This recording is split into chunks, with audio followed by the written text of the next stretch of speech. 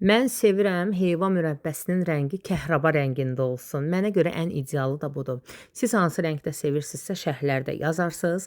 Heyvan qabığını soyuram, içini tərtəmiz təmizləyirəm. Sonra dilikli alətlə doğrayıram. Baxın, siz onu nazik-nazik dilimlərə də ayıra bilərsiniz. Mənim kimi doğraya da bilərsiniz. Mən kətə kəsən alətlə heyvanı doğrayıram.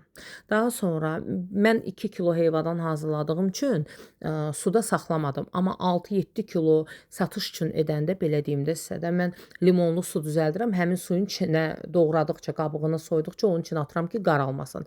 Şərbətimi hazırlayıram, heyvaları əlavə edirəm. Şərbətə qazın xodunu orta atəşdə qoyuram ki, şərbət tez buxarlanmasın. Baxın, mən 1 kilo heyvaya 1 kilo şəkər tozu, 2 stəkan yarım da soyuq su əlavə elədim.